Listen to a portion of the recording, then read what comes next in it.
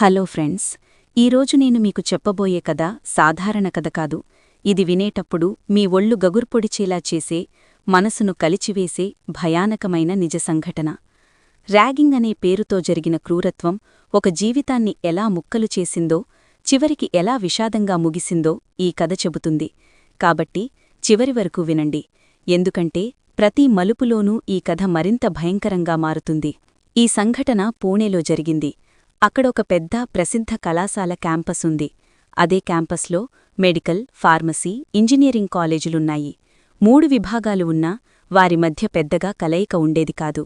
ముఖ్యంగా ఇంజనీరింగ్ విద్యార్థులు తమదైన ప్రపంచంలో ఉండేవారు. సంవత్సరం 2015.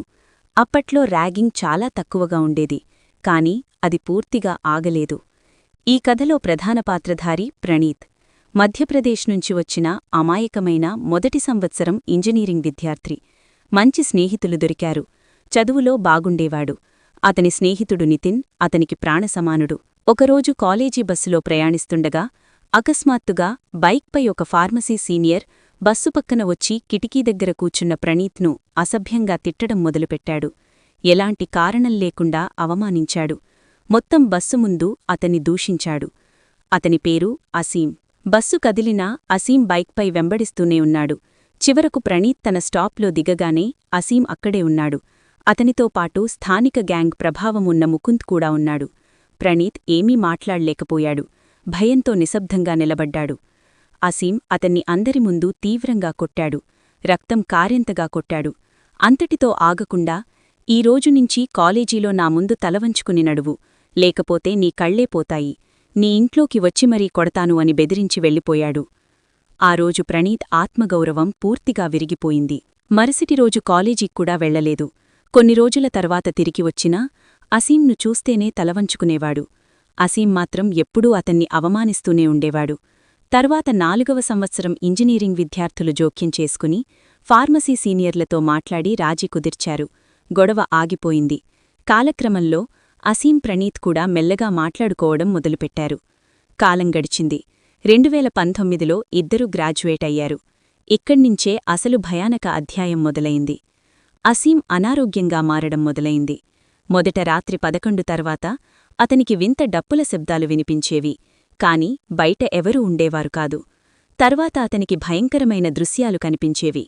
తన ఇంటి కిటికీ నుంచి 3 మంది భుజాలపై శవాన్ని మోసుకెళ్తున్నట్టు కనిపించేది, కాని 4వ వ్యక్తి కనిపించేవాడు కాదు. అతను భయంతో అరుస్తూ, ఎందుకు ప్రతిరోజూ ఇదే జరుగుతోంది అని అడిగేవాడు. క్రమంగా అతని పరిస్థితి మరింత విషమించింది.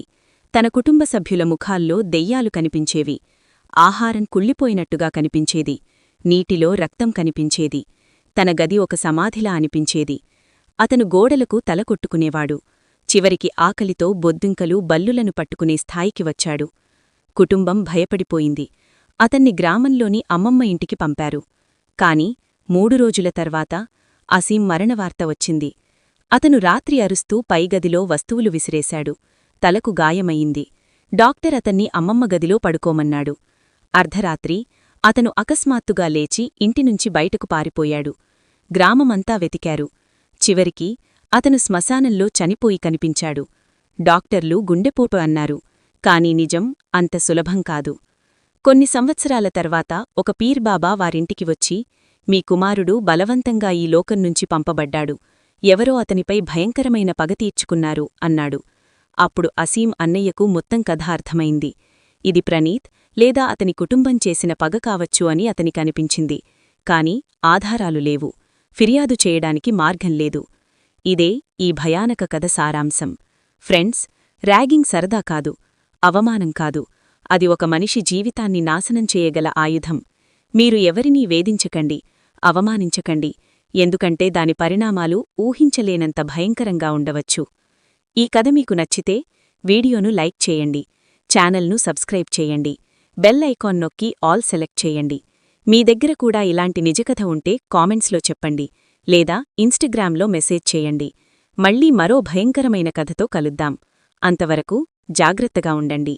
నమస్కారం.